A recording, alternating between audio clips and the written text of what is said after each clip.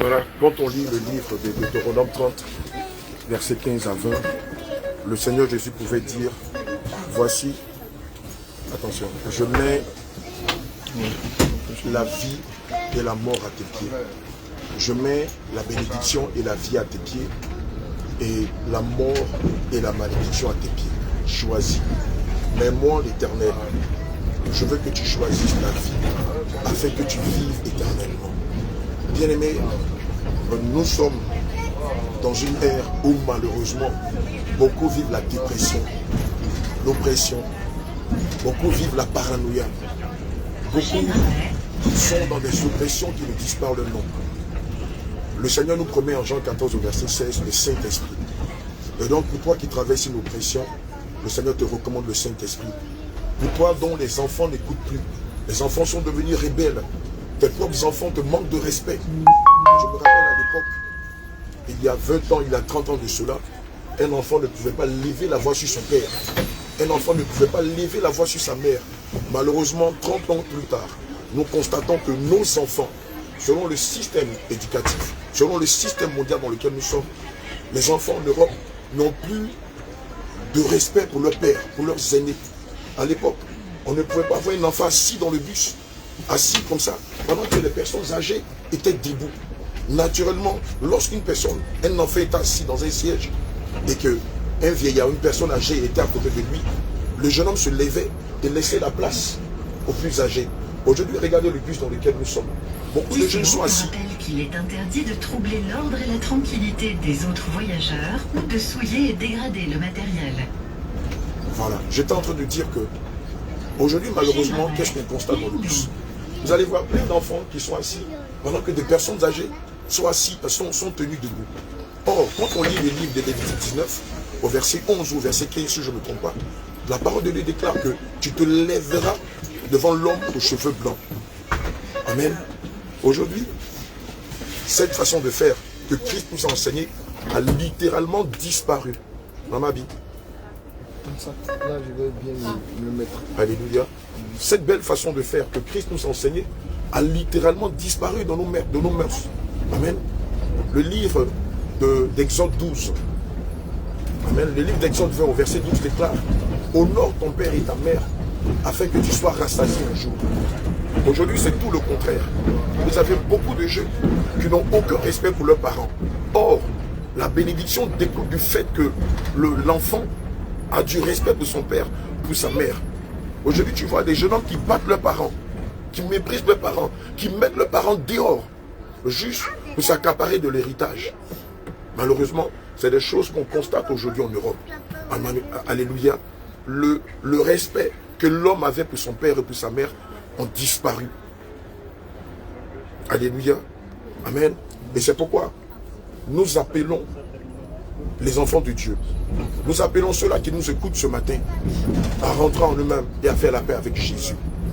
Amen. J'étais en train de dire tout à l'heure que aujourd'hui le système est fait de telle sorte que l'oppression est tellement qu'on oublie de se confier au Saint-Esprit. Or, le Seigneur Jésus nous a promis le Saint-Esprit afin de retirer de nous l'oppression, afin de retirer de nous la dépression. Aujourd'hui, beaucoup en Europe sont dépressifs parce que le système est fait de telle sorte qu'ils ne peuvent plus ou ils n'ont plus le temps de chercher Jésus. Or, quiconque ne cherche pas Jésus ne peut pas avoir le salut. Et donc, c'est l'occasion pour nous de demander aux enfants de Dieu, de demander à ceux-là qui nous écoutent de réellement chercher le Seigneur Jésus. Aujourd'hui, le système est fait de telle sorte que la distraction, le travail, l'homme est devenu esclave du travail. L'homme n'a plus le temps de se confier à Christ. L'homme n'a plus le temps de chercher à communier avec le Seigneur Jésus. Pourquoi? Parce que beaucoup sont devenus esclaves du travail. Et quand on ne travaille pas, une autre partie de notre temps qui devait servir à communier avec le Seigneur sert à la distraction, au loisir, à l'amusement. Et donc du coup, l'oreille est fermée à la voix du Seigneur. Le cœur est fermé à la voix du Seigneur. Tout notre temps, travail, dodo, loisir. Travail, dodo, loisir. Et au soir de sa vie, qu'est-ce qu'on constate? On a raté l'essentiel. Et c'est pourquoi je vais recommander à quelqu'un qui me suit de réellement consacrer sa jeunesse à Jésus. Toi qui m'entends, c'est vrai, tu es jeune. On a tendance à dire non, je suis jeune. Sûrement quand je serai vieux, j'aurai le temps de chercher le ciel, j'aurai le temps de chercher Jésus. Bien-aimé, c'est pendant qu'on est vivant, c'est pendant qu'on est jeune, qu'on doit consacrer sa vie à Jésus. Un autre fait qui est criard, malheureusement dans nos sociétés, c'est qu'aujourd'hui, la quasi-totalité de nos familles ne compose plus avec Jésus. On éduque nos enfants, non pas comme Christ nous le recommande en Proverbe 22, verset 6, qui dit « Instruis l'enfant selon la voie qu'il doit suivre. Ainsi, quand il grandira, il ne s'en détournera pas. » Aujourd'hui, qu'est-ce qui éduque nos enfants? Les réseaux sociaux, la télévision, Internet, Facebook, Twitter, Badou, Instagram. Voici les modèles qui sont devenus aujourd'hui l'hérégie en termes d'éducation en Europe. Aujourd'hui, beaucoup de parents confient l'éducation de leurs enfants aux réseaux sociaux. Mais tout naturellement, quand on n'invite pas le Seigneur Jésus, le Saint-Esprit dans sa famille, ça donne des enfants rebelles. Ça donne des enfants qui battent leurs parents. Ça donne des enfants qui n'ont aucun respect pour l'homme aux cheveux blancs. Ça donne des gamins qui sont assis pendant que des vieillards sont debout. Et ça ne les gêne aucunement pas. Parce qu'aujourd'hui, le diable a veillé à ce que nos familles ne soient plus basées sur Christ, mais malheureusement sur le monde. Or, lorsqu'on lit le livre de 1 Jean 2, au verset 15 à 17, la parole de Dieu déclare ceci: n'aimez point le monde, ni les choses qui sont dans le monde. Celui qui aime le monde, l'amour du Père n'est pas en lui. La convoitise du cœur, la convoitise du regard, toutes ces choses ne viennent pas de Dieu, mais viennent du monde. Et le monde passe, et sa convoitise aussi. Mais celui qui fait la volonté de Dieu demeure éternellement. Amen.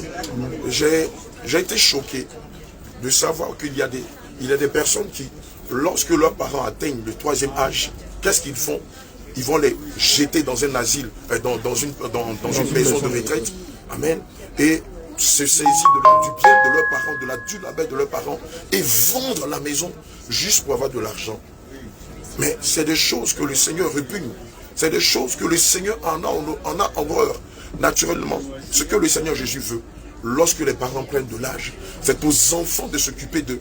Non pas en les emmenant dans une passion de retraite, mais en veillant sur eux, en leur donnant de l'amour. Alléluia. En leur donnant de l'attention, en leur donnant de l'attention, en leur donnant de la considération. Voilà ce que la parole de Dieu recommande. Et non pas se débarrasser de ses pères comme une vieille chaussette. Et malheureusement, voici le système dans lequel on est en Europe. Où le vieillard n'a plus son mot. Où la personne âgée n'est plus considérée. Où les pères et les mères n'ont plus leur mot devant leurs enfants. Ce sont les enfants qui dictent leur loi ou le dictant aux parents. Bien aimé, c'est une abomination. Alléluia. Bien aimé, c'est une abomination, c'est une infamie. Parce que ce n'est pas aux enfants de dicter leur loi aux parents, mais c'est aux parents de conduire les enfants selon la parole de Dieu. Alléluia. Et donc le Seigneur veut que nous revenions à notre premier amour. Le Seigneur veut que Toulouse, que Paris revienne à son premier amour. Oui. Je vous en prie. Merci. Merci, merci, merci. Que le Seigneur vous bénisse. Et donc, voici malheureusement le système que l'Europe vit. Voici malheureusement la situation dans laquelle la France, la Belgique, l'Allemagne, l'Irlande, l'Angleterre vivent dans un monde où tout est renversé.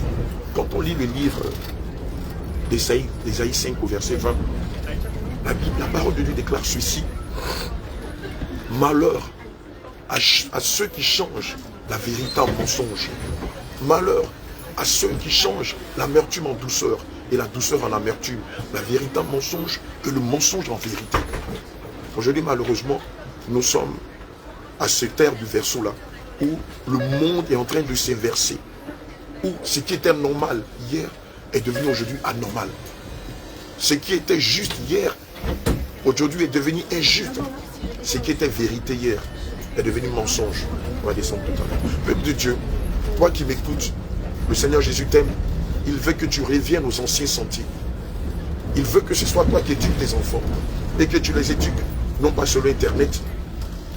Le Seigneur veut que tu éduques tes enfants, non pas selon le monde, mais selon sa parole. Afin que tes enfants ne soient pas des enfants rebelles, des enfants désobéissants, des enfants qui n'ont aucun respect pour leurs parents, des enfants même qui vont jusqu'à battre leurs parents. La Bible dit, maudit soit celui qui voit la nudité de son père. Ici, voir la nudité de son père, ce n'est pas seulement voir sa nudité physique, mais c'est aussi lui porter main. C'est aussi l'injurier, lui manquer de respect. Or, malheureusement, cette civilisation dans laquelle nous sommes pousse les enfants à ne donner aucun égard, aucune considération aux parents. Bien-aimé, toi qui m'écoutes et qui, par mégarde, a manqué de respect à tes parents, a battu tes parents, le Seigneur t'appelle à te repentir et à le confesser véritablement, de peur que tu ne puisses pas avoir accès au ciel. Que le Seigneur nous bénisse. Amen. Alléluia.